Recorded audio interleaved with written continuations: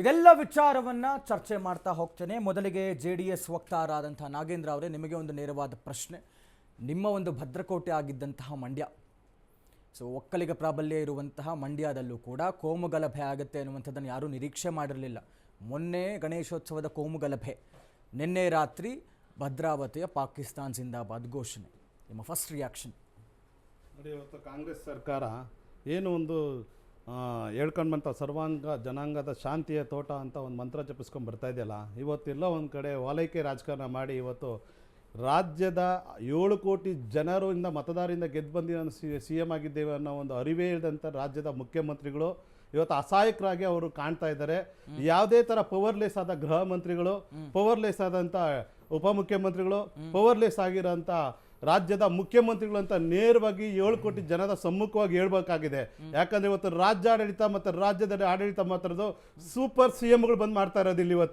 ಇವತ್ತು ಶಾಸಕರುಗಳ ಮಾನದಂಡ ತಗೊಂತ ಇರೋದು, ಅವ್ರನ್ನ ಒಂದು ಏನು ಮೌಲ್ಯಮಾಪನ ಮಾಡ್ತಾ ಇರೋದು ಸೂಪರ್ CMಗಳೇನಂತ ಸೂರ್ಜಿವಾಲ ಬರ್ತಾ ಇದ್ದಾರೆ ರಾಜ್ಯಕ್ಕೆ.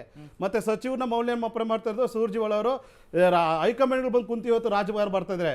ಇವತ್ತು ಓಲೈಕೆ ರಾಜ್ಯದಲ್ಲಿ ತಾಂಡ ಆಡ್ತಾ ಇದೆ. ನಾವು ಇವತ್ತು ನೋಡಿರ್ಬೋದು, ಹಿಂದೂ ಮುಸ್ಲಿಂ ಅವರು ನಾವೇನು ಒಂದು ರಾಜ್ಯದಲ್ಲಿ ಎಲ್ಲರೂ ಒಂದೇನೋ ಒಂದು ಕೂಗಿತ್ತು. ಈ ಕಾಂಗ್ರೆಸ್ ಸರ್ಕಾರ ಬಂದಾಗೆಲ್ಲ ಈ ರೀತಿಯಾದ ಪ್ರಚೋದನೆಗಳು ಕೊಟ್ಟು ಇವತ್ತು ಅಲ್ಲಿ ನಡೆದಿರೋಂಥ ಮದ್ದೂರಲ್ಲಿ ನಡೆದಿರೋ ಘಟನೆಗಳಿಗೆ ನಾನಾ ರೀತಿ ಕಾರಣಗಳು ಎದ್ದು ಕಾಣ್ತಾ ಇದ್ದಾವೆ. ಒಂದೇ ರೀತಿ ಅಲ್ಲ, ನಾನಾ ರೀತಿ ಕಾರಣಗಳು. ಮದ್ದೂರಿನ ಇಲ್ಲ ಇರುವಂಥ ಜನಾಂಗ ಅವರು ಮಾಡಿಲ್ಲ ಇದನ್ನ, ಎಲ್ಲೋ ಮಂಡ್ಯದಿಂದನೋ ಇಲ್ಲ ರಾಮನಗರದಿಂದನೋ ಈ ರೀತಿ ಕರೆದು ಜನಗಳನ್ನ ಅಲ್ಲಿ ಒಗ್ಗೂಡಿಸಿ ಆ ಮಸೀದಿ ಒಳಗಡೆ ಕಲ್ಲುಗಳು ಕೂಡೀಕರಣ ಮಾಡಿ ದೊಣ್ಣೆಗಳು ಮತ್ತೆ ಬೇಕಾದಂಥ ಉಪಕರಣಗಳೆಲ್ಲ ರೆಡಿ ಮಾಡಿ ಇಟ್ಕೊಂಡು ವ್ಯವಸ್ಥಿತವಾಗಿ ಮಾಡ್ತಾರೆ ಅಂತಂದ್ರೆ ಅಲ್ಲಿನ ಗೃಹ ಮಂತ್ರಿ ಕಾರ್ಯ ಮತ್ತು ಅಲ್ಲಿನ ಪೊಲೀಸ್ ಅಧಿಕಾರಿಗಳು ಮಾಡಿರೋ ರೀತಿ ಏನು? ಪೊಲೀಸ್ ಅಧಿಕಾರಿಗಳ ಮೇಲೆ ಅನುಮಾನ ಬರ್ತಾ ಇದೆ, ಗೃಹ ಮಂತ್ರಿಗಳ ಮೇಲೆ ಅನುಮಾನ ಬರ್ತಾ ಇದೆ. ಇವತ್ತು ಒಂದು ಗಣೇಶನ ಇಡಬೇಕಾದರೆ ಈ ರಾಜ್ಯದಲ್ಲಿ ಈ ಕೊಡಬೇಕಾದಂತ ಕಾನೂನು ರೀತಿಯ ಪ್ರಕ್ರಿಯೆಗಳೇನು, ಯಾವ ರೀತಿ ನೀವು ಮಾನದಂಡಗಳು ಹಾಕಿದ್ದೀರಿ?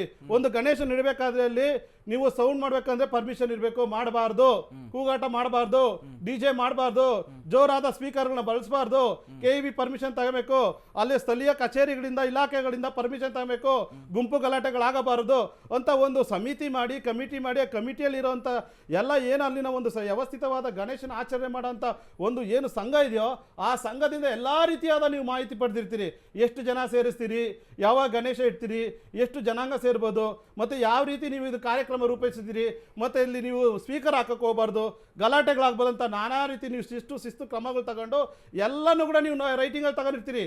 ಪ್ರತಿಯೊಂದು ರೈಟಿಂಗಲ್ಲಿ ತಗೊಂಡಾದ್ಮೇಲೆ ಅದನ್ನ ಕಾನೂನು ವ್ಯವಸ್ಥೆನ ಜವಾಬ್ದಾರಿನ ಮತ್ತೆ ಪೊಲೀಸ್ ವ್ಯವಸ್ಥೆ ಕೊಡಬೇಕಾದವ್ರು ಯಾರು, ಮಾಡ್ಬೇಕಾದವ್ರು ಯಾರು? ಈ ಒಂದು ಕಾರ್ಯಕ್ರಮ ಹೀಗೆ ಹಿಂದೆ ಒಂದ್ಸತಿ ನಡೆದಿತ್ತು. ಎಲ್ಲಿ ನಡೆದಿತ್ತು? ನಾಗಮಂಗಲದಲ್ಲಿ ನಡೆದಿತ್ತು. ನಾಗಮಂಗಲದಲ್ಲಿ ಇದೇ ತರ ಆಗಿತ್ತು, ನೀವು ನೋಡಿದ್ದೀರಿ. ರಾಜ್ಯದಲ್ಲೇ ತಲ್ಲಣಾಗೋಗಿತ್ತು. ಎಂದೂ ನಡೆದ ಮಂಡ್ಯ ಜಿಲ್ಲೆಯಲ್ಲಿ ಕಾಂಗ್ರೆಸ್ ಬಂದಾಗ ಈ ಒಂದು ಕಾರ್ಯಕ್ರಮಗಳು ನಡೀತವೆ, ಈ ತರ ಆಗುತ್ತೆ ಅಂದ್ರೆ ಇದು ಉದ್ದೇಶಪೂರಿತ ಅಂತ ಕಾಣಿಸ್ತಾ ಇದೆಯಲ್ಲ. ಇವತ್ತು ಎಲ್ಲೂ ಕೂಡ ಕನ್ನಡಿಗರು ನೆಮ್ಮದಿಯಾಗಿರಬಾರ್ದು, ಕನ್ನಡಿಗರು ಬದುಕಬಾರ್ದು, ಕನ್ನಡಿಗರು ಹಿಂದೂಗಳು ಕನ್ನಡಿಗರೆಲ್ಲ ಒಂದೇ ತಾನೆ, ರಾಜ್ಯದ ಕನ್ನಡಿಗರು ಹಿಂದೂಗಳೆಲ್ಲ ಒಂದೇ ತಾನೆ. ಈಗ ಮುಸ್ಲಿಮ್ಸರು ಕೂಡ ಎಲ್ಲ ಮುಸ್ಲಿಮ್ಸನ್ನ ಕೆಟ್ಟ ಅಂತ ಹೇಳ್ತಲ್ಲ. ಉದ್ದೇಶಪೂರ್ವಕವಾಗಿ ಕಾಂಗ್ರೆಸ್ ಪಕ್ಷ ಒಂದು ವಾಲೈಕೆ ರಾಜಕಾರಣ ಮಾಡ್ಕೊಂಡು ಇವತ್ತು ಈ ರೀತಿಯಾದ ಕನ್ನಡ ರಾಜ್ಯನ ಇವತ್ತು ಹಾಳು ಮಾಡ್ತಾ ಇದ್ದಾರೆ, ಕನ್ನಡಿಗರನ್ನ ಹಾಳು ಮಾಡ್ತಾ ಇದ್ದಾರೆ, ಹಿಂದೂಗಳನ್ನ ಹಾಳು ಮಾಡ್ತಾರೆ. ಇವತ್ತು ಧರ್ಮಸ್ಥಳದ ವಿಚಾರಗಳು ನೀವು ನೋಡಿರ್ಬೋದು, ಯಾವ ರೀತಿ ಎಲ್ಲ ಅವ್ರು ತಗೊಂಡು ಹೋಗ್ತಾ ಇದ್ದಾರೆ. ಇವತ್ತು ಆ ಧರ್ಮಸ್ಥಳ ವಿಚಾರದ ಅಂತ್ಯನೇ ಇಲ್ಲ. ಅಂದ್ರೆ ಏನೋ ಒಂದು ನಿಗೂಢ ಇದೆ ಅನ್ನೋ ಒಂದು ಸೃಷ್ಟಿ ಮಾಡಿ ಇವತ್ತವರೆಗೂ ಒಂದು ಪರಿಹಾರ ಕೊಡಕ್ಕಾಗ್ತಲ್ಲ. ಇವತ್ತು ನೀವು ಭದ್ರಾವತಿಯಲ್ಲಿ ಏನಾಗ್ತಾ ಇದೆ? ಭದ್ರಾವತಿಯಲ್ಲಿ ಇವತ್ತು ರಾಜಾರೋಷ ಈ ರೀತಿ ಕರೀತಾ ಇದ್ದಾರೆ ಅಂದ್ರೆ ಕಾಂಗ್ರೆಸ್ ಸರ್ಕಾರದ ವೈಫಲ್ಯ ಈ ರಾಜ್ಯಕ್ಕೆ ಅವನತಿ ಆಗಿತ್ತು ಮಾಡ್ತಾ ಇದೆ. ರಾಜ್ಯದ ಜನರ ನಿದ್ದೆ ಕೆಡಿಸ್ತಾ ಇದೆ, ಕನ್ನಡಿಗರ ನಿದ್ದೆ ಕೆಡಿಸ್ತಾ ಇದೆ. ಇವತ್ತು ಇದಕ್ಕೆಲ್ಲ ನೇರವಾದ ಕಾರಣ ಅಸಹಾಯಕ CM, DCM ಅಂಡ್ ಗೃಹ ಮಂತ್ರಿಗಳೇ ರಾಜ್ಯದ